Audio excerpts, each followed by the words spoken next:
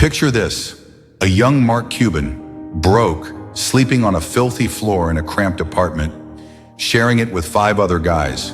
No money, no connections, just rejection after rejection. Everyone said he'd never make it, yet he became a billionaire. How? Mark Cuban was born in 1958 in Pittsburgh, Pennsylvania, to a working-class family. His father, Norton, was an automobile upholsterer, working long hours to provide for his wife, Shirley, and their 3 sons. Life in their modest home was simple, filled with love but little luxury. Mark learned early that if he wanted something, he'd have to earn it. At just 12 years old, he started his first hustle, selling garbage bags door to door to buy a pair of basketball shoes he desperately wanted. Knocking on strangers' doors wasn't easy. People slammed doors in his face, ignored him, or laughed at the skinny kid with big dreams. But Mark kept going. Each rejection taught him a lesson. Persistence was his only way forward.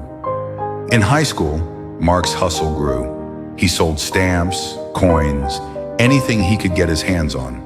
He wasn't the smartest kid in class, nor the most popular, but he had a fire inside, a belief that hard work could outshine talent or privilege. At 16, he took on odd jobs, from bartending to organizing dance lessons, saving every penny. His family couldn't afford to send him to an elite college, so Mark chose Indiana University, a state school with lower tuition. There, he didn't just study, he hustled harder. He ran a bar promotion business, organized parties, and even taught disco dancing to pay his way through school. By the time he graduated in 1981 with a degree in business, Mark had learned a truth that would shape his life. Success wasn't about where you came from, it was about what you were willing to do. After college, Mark moved to Dallas, Texas, chasing opportunity. But the real world hit hard. At 24, he was broke, sleeping on the floor of a tiny apartment shared with 5 roommates. Cockroaches scurried across the walls and the fridge was often empty. He took a job as a bartender, then as a salesman at a software company called Your Business Software. But Mark wasn't built to follow orders blindly. He clashed with his boss, who demanded he sweep the store's floors before opening. Mark refused, believing his time was worth more. That defiance cost him his job. Fired, humiliated, and with no savings, he felt the weight of failure. Most people would have given up, but Mark saw it differently. Failure wasn't the end, it was feedback.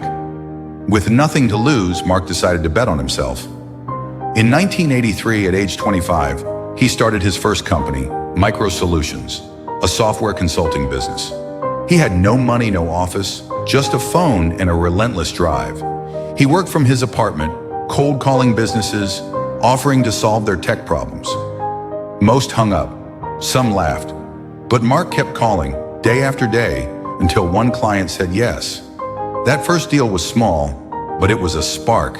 He poured everything into it, long nights, endless learning, teaching himself to code. Slowly, Micro Solutions grew. Mark's secret wasn't genius, it was grit.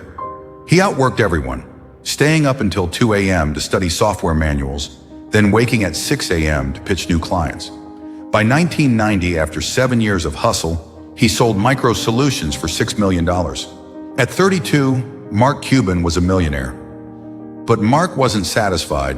He saw a bigger opportunity in the growing internet boom.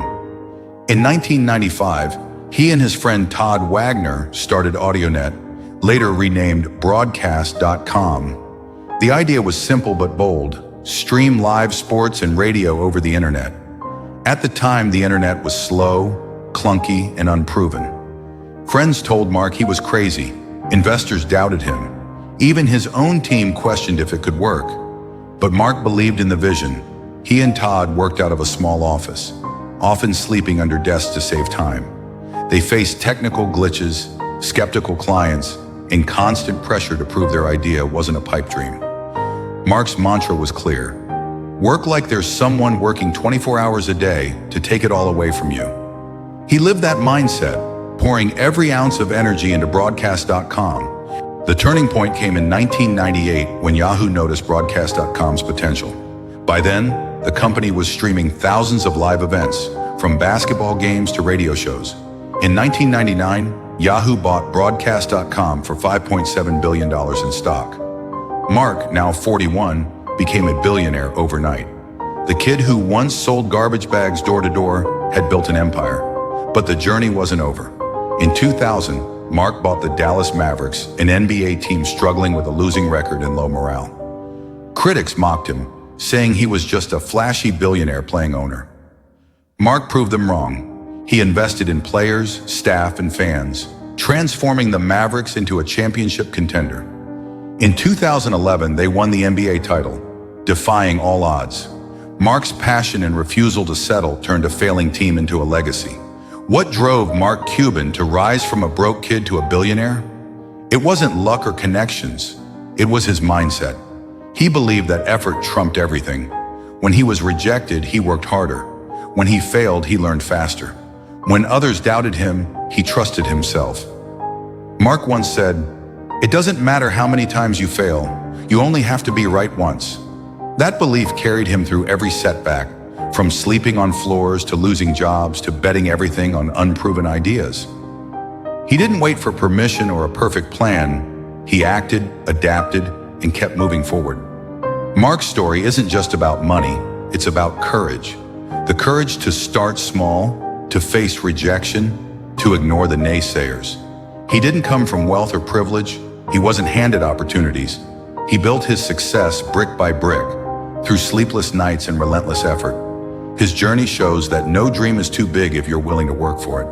Mark Cuban's life proves one truth. Your success doesn't depend on where you start, but how long you're willing to keep moving forward.